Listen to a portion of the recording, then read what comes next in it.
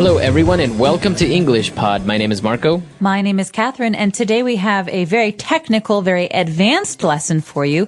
This is all about one of my favorite subjects. That's right. We're going to talk about music, but specifically, we're going to talk about the piano and learning how to play the piano. So we're going to talk about very specific vocab related to this instrument. Right. So piano and playing music, not listening to music. Right. So we're going to hear a lot of interesting words and phrases here. Some of them actually come from foreign languages like Italian. So listen up. We'll be back in a moment. And when we come back, we'll be talking about what these words and phrases mean.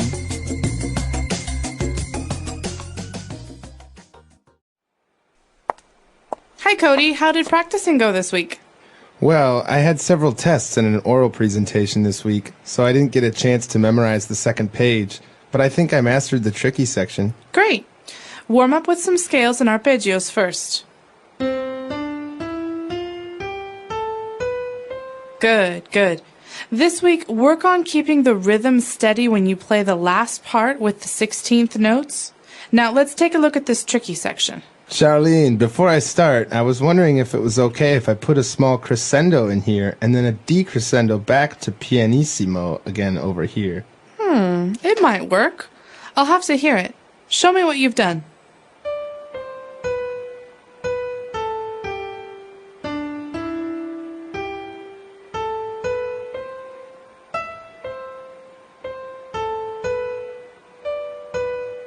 Not bad. It was horrible. I played it much better at home. Oh, it's just nerves. Just play the right hand for now. 1, 2, 3, 4, 5, 6, ta, ti, triple E, T. Good. Don't forget the accidentals. The key signature says that note should be a G sharp, but now it's a G natural. Now add the bass clef. Oh, you're going too fast. Remember the tempo for this piece is andante. Is that better? Yes, much better. Watch where you lift your foot off the pedal. What was that? Sorry, the stretch for that octave is always hard to make. That's okay. Keep going. You're moving ahead by leaps and bounds. Watch your dynamics. Keep your elbows lifted. Remember to stroke the keys. Don't pound. That's better. Remember that as a pianist or any other musician, your technique will be what separates you from the pack just as much or as more so as your musicianship.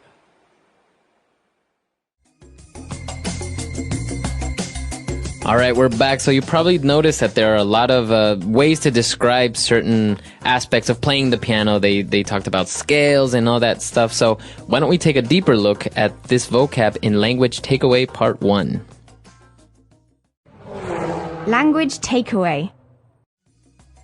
Okay, so the first part of the lesson is the warm-up. That's when we, start to get our fingers moving and really stretch out. This is an important part of any musician's routine because it's also a way to practice some very basic, very fundamental things. For the first of which is a scale. Okay, so actually Cody started warming up with some scales. So what exactly are scales?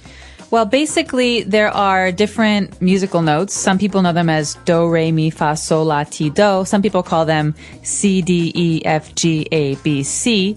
But each of those and many others have scales, so that's 8 notes together. Okay. So basically, when you're playing scales, you're just playing a sequence of these 8 notes. Right, going up or down. Okay, to warm up. And what about an arpeggio? I think this is Italian, right? Definitely. Arpeggio is another kind of warm-up where you're not playing every single note, you're playing some notes in a scale. All right, so da-da-da-da-da-da-da. Okay. That's an arpeggio. Okay, very good. So, and as you said, these are usually for warm-ups, right? Yeah, they're also very important because they come into play later when you're talking about the key that a song or piece of music is in. So this helps you memorize the key that some music is in. Okay, very good. So I think related to this is the rhythm of the piece that you're playing. That's right. So rhythm is really important. Some people can even say, he's got rhythm or they have rhythm. It's a way to describe the beat of a kind of music. So sometimes it has to do with how fast or how slow something is. Other times it has to do with the way that the notes work together.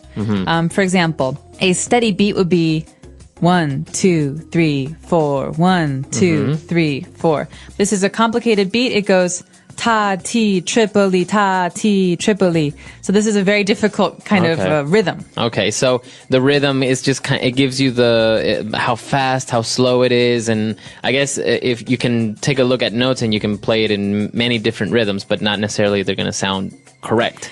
Right. And actually, it's interesting. In English, we also have a group of instruments that are called rhythm instruments. So this would be like the drums. Okay, so it gives the beat. Yes. Very good. And, well, moving on, I think some other Italian words popped up in here when they talked about crescendo and decrescendo.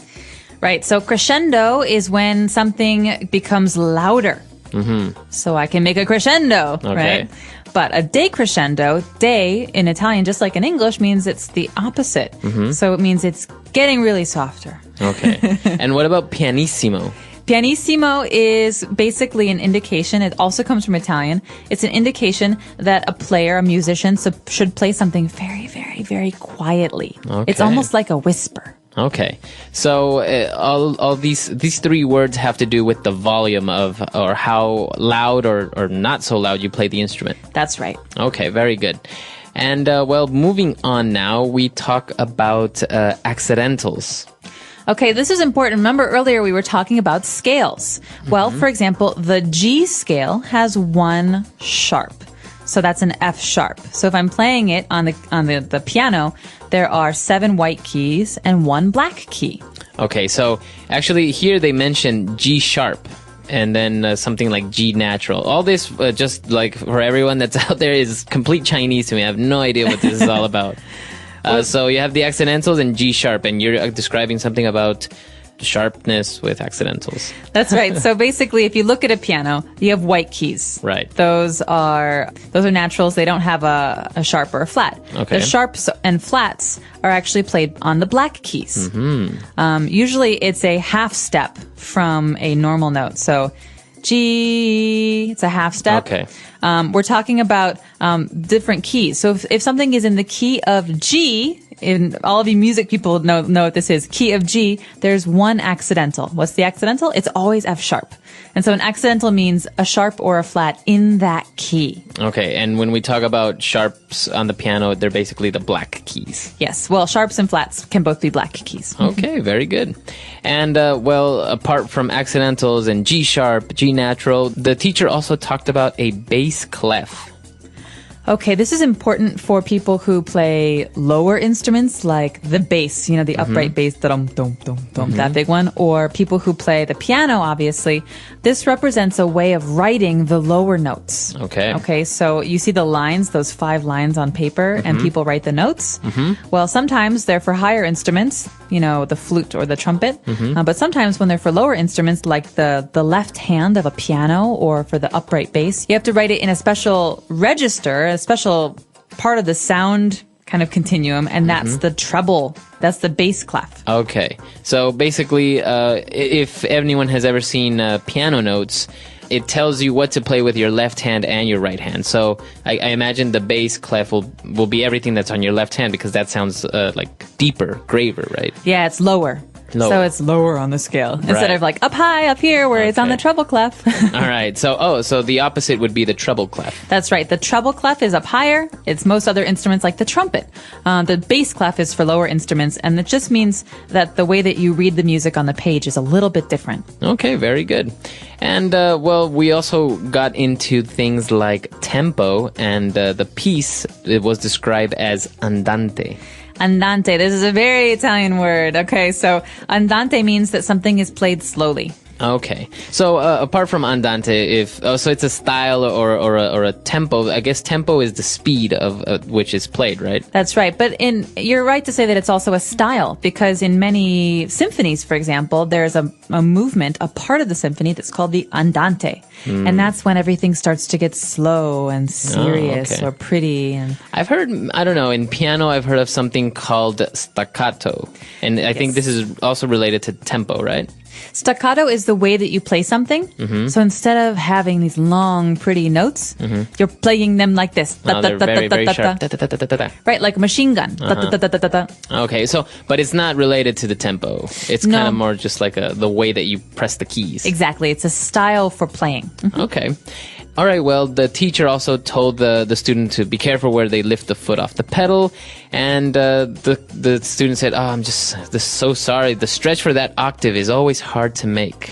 Okay, so an octave is really, really important in music. Like we were talking about earlier with a scale is 8 notes. Well, the root, the place the word octave comes from is the number 8, like an octagon. Right.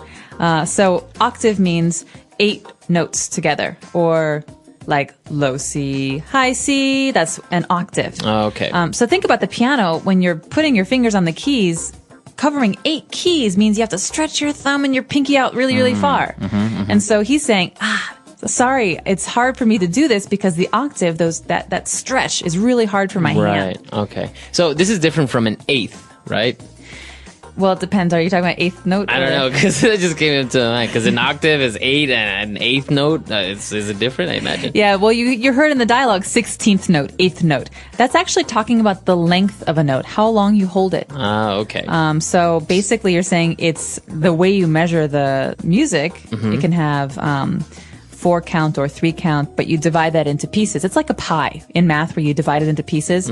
So if it's a 16th note or an 8th note, that's the length based on the kind of music you're playing. So I imagine 16th note is shorter than 8th. Yes. Okay. At least I got that one right. And 32nd note is shorter than a 16th note. Wow, you have all the way up to 32nd. 64th note is shorter than Okay. It gets very complicated, very mathy. All right. And towards the end, the teacher recommended for Cody to watch his dynamics. What does she mean with watch your dynamics? I used to get this all the time in music. So you're concentrating on your music, you're playing, you're getting the notes, and Cody is stretching his hands. The octaves are so far away, and he forgets to play it loud or soft. Oh, okay. Because on the page it says, like we heard earlier, decrescendo. So get much, much softer. So Cody completely forgot. He's not listening. He's not reading the page and seeing what it says about the volume of the music. So basically, the dynamics are like the instructions of how loud to play it or not so loud. Exactly. So does it say pianissimo or the opposite? Does it say forte? And it'll actually say this on the notes. Yes. In forte, it'll say that. F-O-R-T-E, or sometimes just F. Oh, okay. So P is piano. That means, like we said earlier, quiet. Pianissimo is P-P-P. It's very, very quiet. F is forte, loud. Okay, so I think, if anyone out there plays an instrument, you can relate and you can maybe know about these things that you may know it in your original language. I know many people who play musical instruments and don't really know the technical words in their original language. I mean, things like andante and pianissimo, things like this, I think are universal, right? They're used in whatever language. Exactly, very, very widely used. But things like the accidentals or bass clef or scales and stuff like that, I think it's obviously in different languages. For example, you know Italian, like scales or accidentals, they're different. They're different, right? Yeah, they're different. All of the other words. So the instructions on the page, because music is shared all over the world, the instructions on the page are almost always in Italian, so piano, andante, or they're in German. Oh, really? Some music. But everything else, scales, octaves, these are all in your native language. And so they're very, very important to study if you want to play, and I think very, very useful if you want to study an instrument. Yeah, of course. I think it's also very a good idea to just have a general knowledge about these things because, sometimes it's nice to know a little bit about it, and maybe if a friend is talking about music, you can maybe understand a little bit more about what it's like, or if you see music, a sheet of music, you can now more or less know what's going on with all those drawings and little scribbles there. Absolutely. And if you have any questions, of course, you're welcome to come to our website and ask or share your experiences, as Marco has just said. So please come to EnglishPod.com. We hope to see you there. All right. We'll see you guys next time. Bye. Bye.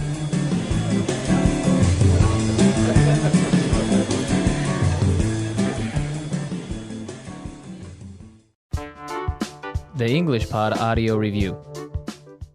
Listen to the meaning, then say the vocabulary word. Requiring skill or caution. Tricky. A series of musical notes. Scale. The speed at which a musical piece is played.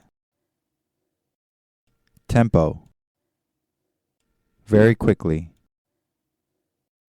By leaps and bounds. The skill of performing music. Musicianship. A specific musical tone. Note. Changes in how loudly a piece of music is played. Dynamics. A button to press with fingers to produce sounds. Key. Let's try that faster. Changes in how loudly a piece of music is played. Dynamics. Requiring skill or caution. Tricky. The speed at which a musical piece is played. Tempo. Very quickly. By leaps and bounds. A series of musical notes. Scale. A button to press with fingers to produce sounds. Key. The skill of performing music. Musicianship. A specific musical tone. Note. Now say the word and hear it in a sentence. Note.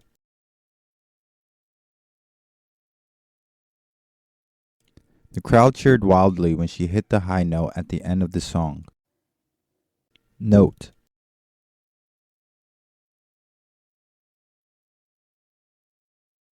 This tune represents a fluttering butterfly, so the note should be played lightly and fluidly. Note.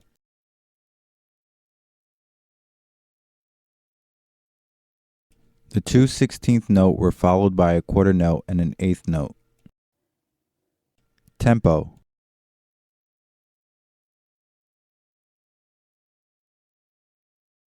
As soon as the band picked up the tempo, several groups of people began dancing on the dance floor.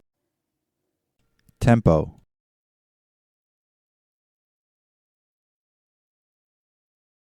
This week, I want you to practice this section at a slow tempo, hands separately. Tempo.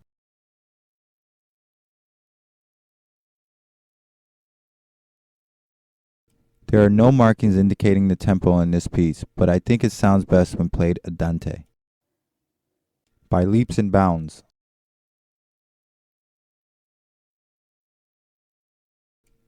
Your musicianship has been improving by leaps and bounds recently. By leaps and bounds.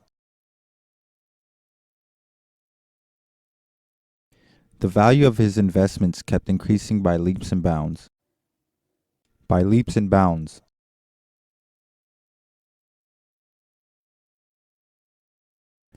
The construction work on the new apartment complex was advancing by leaps and bounds. Dynamics.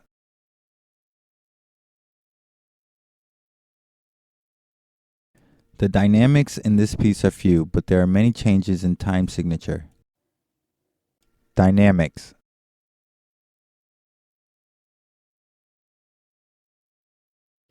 Watch out for the dynamics and remember to get softer here and louder in this section. Dynamics.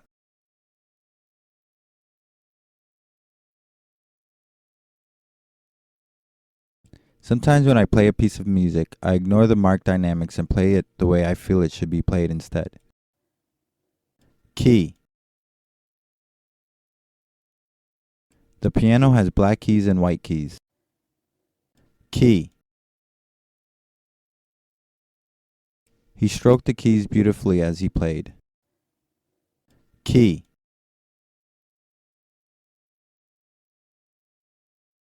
The child giggled at the sound that was made when he pressed down on the piano keys.